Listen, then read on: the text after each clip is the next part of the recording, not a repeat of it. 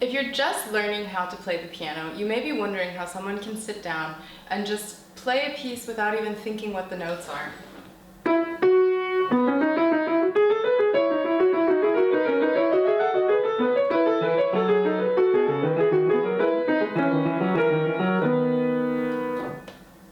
The fact is, we don't really think about it anymore. We've practiced these things so often that it's just part of who we are. We don't even have to think about it. Just like you don't have to think about your name, how to spell it, how to identify letters of the alphabet. It's all something that we practice so often that it comes automatically. So how do we reach this automaticity?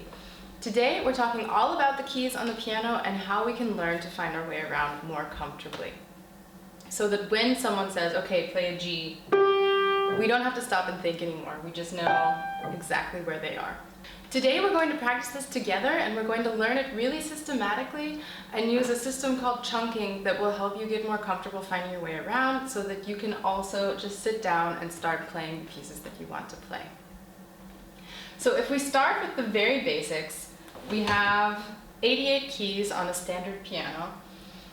We have white keys, we have black keys, and they all more or less look the same. But if we start to look a little more carefully, we can start to find some patterns. So first, what we want to notice is the black keys. We'll be more concerned with the white keys for today, but the black keys are going to help us orient ourselves. That's going to be our landmark so that we can find where we are and move our way around carefully. So if we look really carefully, we have alternating groups of 2 black keys and 3 black keys. And this is all the way across the piano.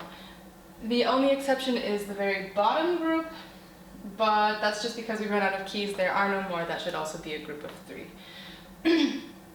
So 2, 3, 2, 3, 2, 3, 2, 3. And that sounds perhaps really simplistic, but it's the same thing when we're going to and from work. We don't think about the names of the streets anymore. We just see the landmarks along our way that tell us, okay, now I need to turn right, now I need to turn left. And it's the same type of thinking.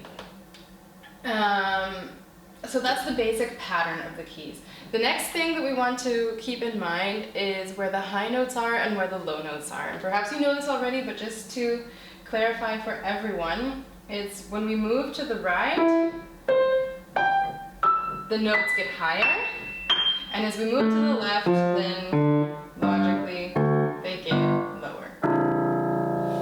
And as we're moving up through the keys, we're just moving our way through the musical alphabet. And the musical alphabet only has 7 letters. We have A, B, C, D, E, F, G, and then this just keeps And then this pattern just keeps repeating as we move up the keys.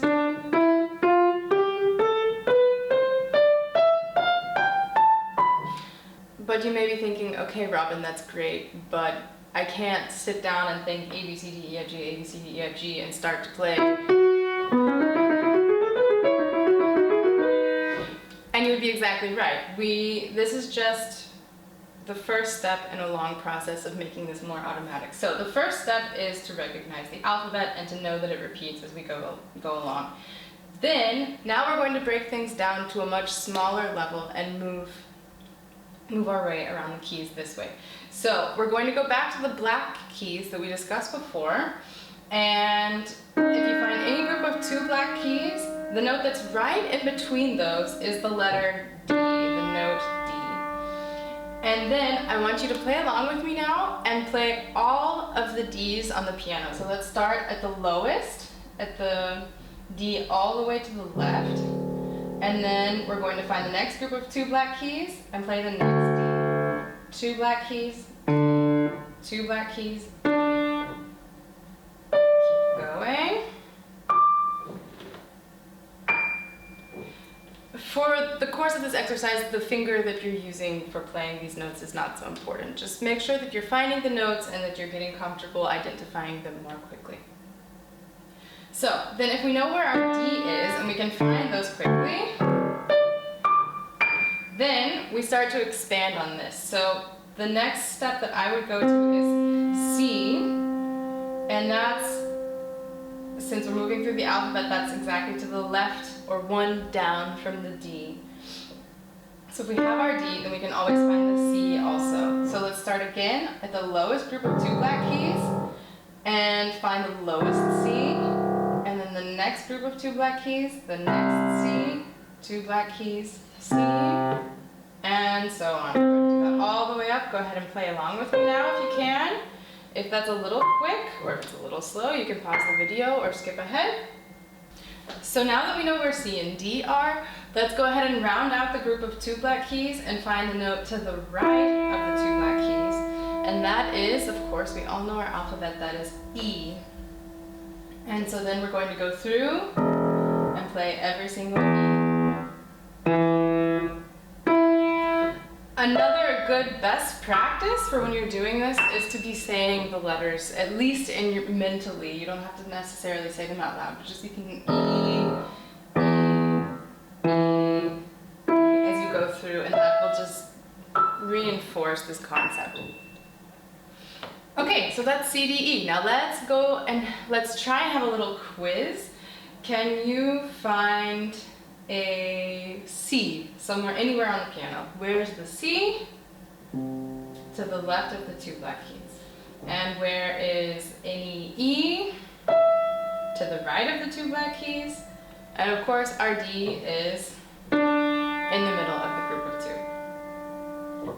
So I mentioned the concept of chunking, and we're going to do this with the group of 3 black keys also, but it's not enough to be able to identify the single notes and to still be able to play fluidly. What we want to do is then start chunking this information together. So then, after you can really reliably find C, D, and E on their own, then we want to start playing them in groups also, grouping the ideas together. So C, D, E, for example, and then you would play that everywhere on the piano. I've created some flashcards for you that you can print out and use to quiz yourself on this topic also, just because it's not enough to do it a time or two. It is something that we have to practice fairly regularly for several days. And then once we have the hang of it, then you'll be able to find all of the keys a lot more automatically without thinking too much about it. But in the group of flashcards, you'll have each individual note, so you'll be quizzing those separately, but also different patterns using groups of notes together. So for example, C, D, E, and this time maybe let's start at the top of the piano and move our way downwards. So we have C, D, E, C, D, E, C, D, E, and you keep going, saying the notes of the names as you do it. And then we start to scramble the patterns up. So first we have C, D, E, and then in the pack of note cards there's also E, D, C, and C, E, D, and just practicing different patterns so that you are jumping across different parts of the piano and playing them in all kinds of areas. And once you do that a few times, you'll really not have to think about this much anymore. Then, from the group of 2 black keys, we move on to the group of 3 black keys. So we have C, D, E, and then our next group is a weird collection of notes, of letters, but it's visually quite easy to digest just because it does surround this group of 3 black keys. So then we have F, G, A, B, and again, you'll take these flashcards and you'll be quizzing all of those also. So then you can start. First, you'll practice everything systematically. So you'll start with the Fs. Let's go from the top of the piano down again. So we have F is to the left of the 3 black keys. We're starting with the first, the highest, and then the next F, 3 black keys, F, 3 black keys, to the left is F, F, F, F. And then from F you can move on to G, which is in the lower half inside the keys. And then we have our A, which you'll also practice, finding all of the A's on the piano. And then we have B, and then you've learned all of the notes on the piano. And with that, you've learned all of the white keys on the piano and how to find them. And then you'll go through the same process of practicing. F, G, A, B, F, G, A, B. you'll practice it backwards. B, A, G, F, B, A, G, F.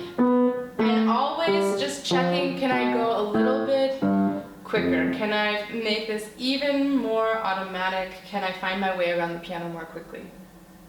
And then from those basic patterns, you start to expand to the more complicated ones like F, A, G, B, F, A, G, B.